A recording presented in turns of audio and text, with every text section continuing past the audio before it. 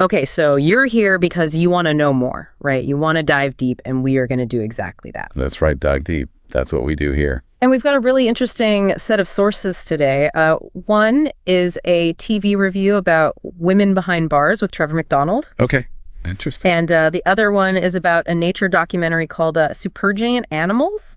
So these seem pretty different, right? But on the surface, yeah, totally different. But we're going to see what they tell us about documentary filmmaking itself, how people act in really tough situations, and also how we relate to the natural world, especially those big, massive animals. Right, because you wouldn't think a TV review would give you insights into that kind of stuff, but when you start digging in, it's fascinating how much you can find. Yeah, exactly. Let's start with that Women Behind Bars review. Okay, so the reviewer, John Kreis, he says right off the bat that he wasn't a big fan of a previous Trevor McDonald documentary, America's Hardest Prisons. Oh, really? He thought it was kind of forgettable, but then this Women Behind Bars, he was like, whoa, this is gripping stuff. Huh. So what was the difference for him? Well, he really points to McDonald's interviewing style, which the reviewer describes as kind of diffident. Diffident. Okay, so what does that mean for the average viewer? Well, I think it means he's not like super aggressive.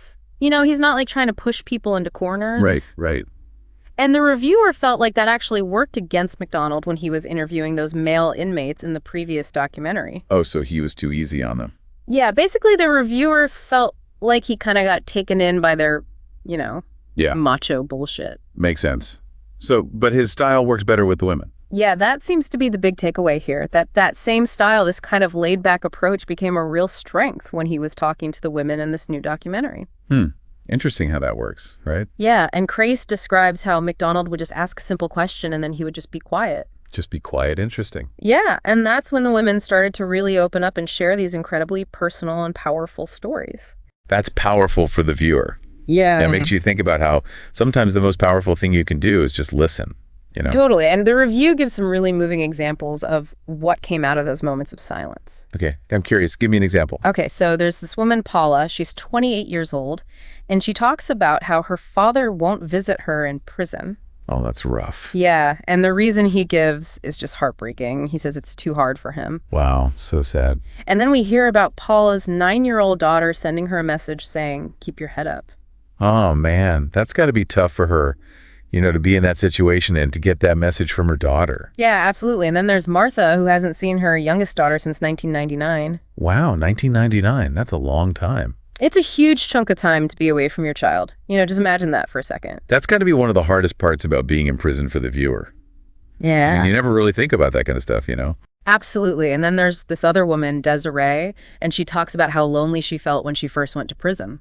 So she kind of sought out connections with other inmates. Exactly. And she shares this amazing statistic that out of 740 prisoners, only 40 are not gay. Whoa, really? That's fascinating. Yeah, the reviewer even calls the prison the gayest place on earth. Oh. Which is a pretty striking statement. It is. It really makes you think about the unique kind of social dynamics that develop in these really isolated environments. Totally. But the review also raises a really important question, which is how much can we really trust what we're seeing and hearing in a documentary like this, especially one set in a prison? Right, because are these women being completely truthful, or are they maybe trying to play the system or, play to the cameras? Exactly. And the review uses the case of Sarah Jo Pender to really highlight how tricky this can be. Okay, so who is Sarah Jo Pender? Fill me in for the listener. So she was serving a 110-year sentence for a double murder. Wow, 110 years. Yeah, and then she managed to escape from prison. Oh, wow. So the review gives us two different versions of what happened, right? Exactly. We get the official story from the police and the prison, and they paint Pender as this really dangerous and manipulative person. Okay, so what did they say she did? Well, they said she basically forced her boyfriend to commit the murders, and then she tricked a prison guard into helping her escape, even hiding in the back of his van. So she was like some kind of evil mastermind? Yeah, the reviewer uses the phrase evil temptress. Yikes. But then we get Pender's side of the story, and it's very different. Okay, almost actually. She says she was in this really codependent relationship with a drug dealer, Oh. and that she was pressured into buying the gun and getting rid of the bodies after the murders, but she claims she wasn't even there when the killings took place. Huh. So she's admitting to some involvement, but not to actually doing the murders. Exactly. And then about the escape, she doesn't deny being manipulative, but she frames it more as taking advantage of an opportunity that presented itself. Right. So she saw a chance and she took it. Yeah, and it's interesting how the reviewer points out that the prison guard who helped her escape was portrayed very differently. Oh, how so? He was seen as vulnerable and troubled, not really held accountable in the same way that Pender was. Wow, that's a big difference in how they're perceived, right? Totally.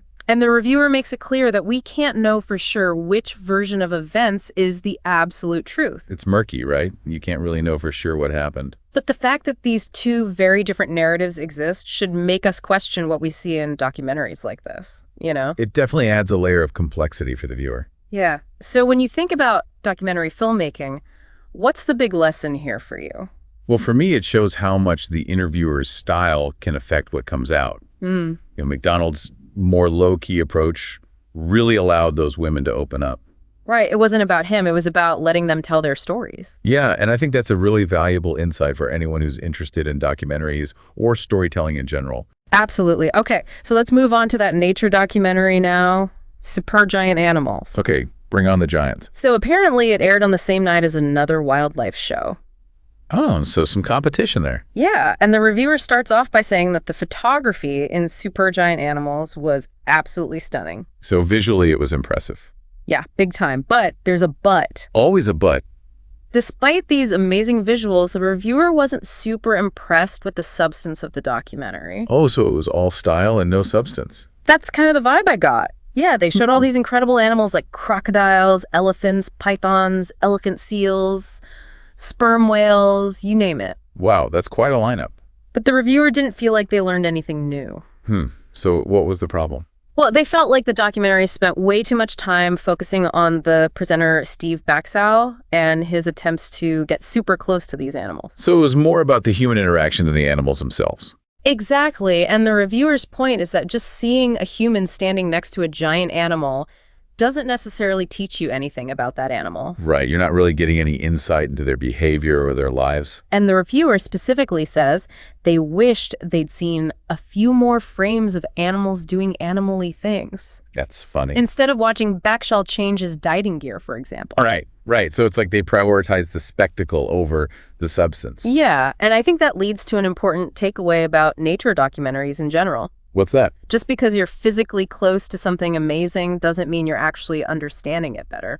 True. Yeah. Sometimes it's better to observe from a distance and let the animals just be themselves. They'll let them do their thing without human interference. Exactly. And I think that raises a really interesting question for the viewer. What is the main goal of a nature documentary? Is it to entertain or to educate? That's a good question, and it's something to think about the next time you watch any kind of documentary. Or even just consume any kind of media, really. Totally, because the way information is presented to us really shapes how we understand it. It really does. And sometimes a less is more approach can be much more effective. Yeah, sometimes stepping back and observing can be more insightful than getting right up in the action. Totally. And that's something for everyone to consider. Food for thought. Absolutely. Thanks for joining us for this deep dive. My pleasure.